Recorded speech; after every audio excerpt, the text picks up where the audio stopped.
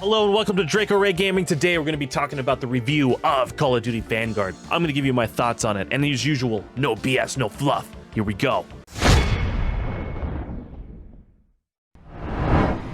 Alright, I got some gameplay going on in the background. Let's talk about this game a little bit. I streamed it for a while this week, and the game is a little bit rough as it is right now, like all games that come out, on launch. And, they have some rough patches, so some glitches, some people drop, like the game freezes, there's some camo glitches going on.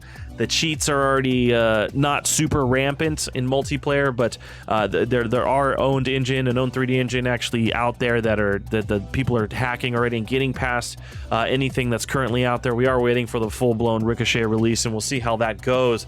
But Call of Duty does have a cheating problem, and this game does have some glitches. Now, it's nothing out of the ordinary for Activision or Call of Duty, etc. There is these glitches that they'll have to patch, and these camo glitches that people are manipulating. There's also some broken guns, the STG-44 and a few of these other guns. The guns aren't balanced yet, right? And that always happens when the game first comes out. There's just not a whole lot of balancing to the guns in the system. But otherwise, at first I said it doesn't feel like World War II. Some of the guns feel very futuristic and etc. But I actually was having fun with the game. I was having a pretty good time. Despite the gun balancing issues that hopefully are addressed soon, I was having a pretty fun time. Now, there is some mechanics to the game that just feel a little arcadey. They still do feel like a lot like Black Ops, and it just doesn't seem fine-tuned as of yet. Now, I'm hoping that once they get some more content out for this game, some more fixes, it will help. And here you can see me upping my render resolution, and I did that as well because I'd like to mention that the game just seems very, very foggy, very blurry.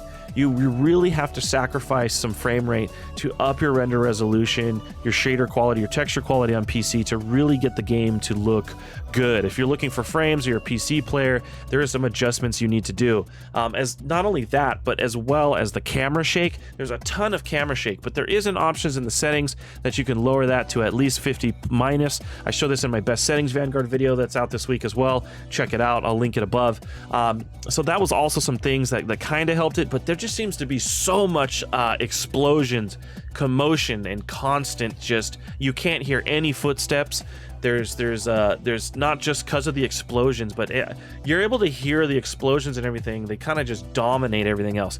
There were so many times somebody came up next to me or behind me, I could not hear any footsteps. The audio is as terrible as Warzone is.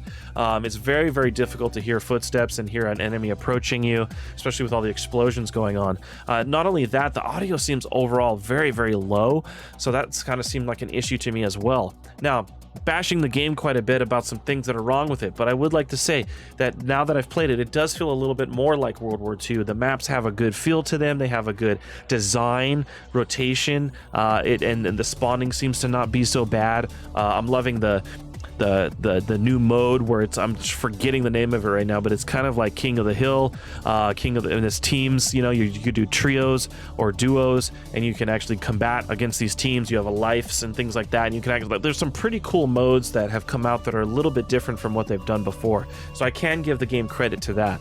Overall, I think the game is still a little rough since beta. It does need some polishing with some patching and some gun balancing and weapon balancing, some audio fixes, etc.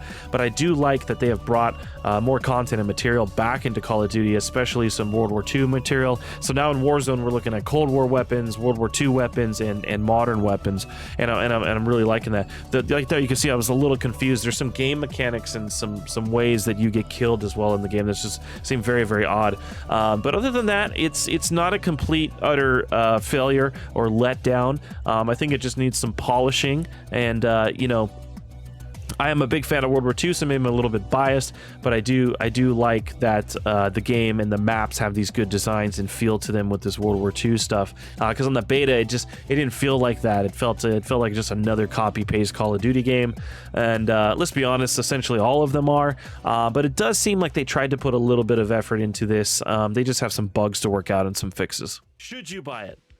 It depends. I think if you're a hardcore Call of Duty fan, you're invested in the games, you like them, and you're looking for the guns and the skins and the operators and some fresh material. If you play multiplayer, if those things are things you're looking for, you do. I would say get Vanguard. Go for it. You can access a lot of that stuff in Warzone, but it'd be a lot easier to level up those guns and etc. By actually owning Vanguard, especially if you enjoy the multiplayer or looking forward to a World War II campaign. The campaign was an absolute trash, which is nice. So it was actually satisfying to see that. So I give it like a 7 out of 10, like a 6.5, 7 out of 10.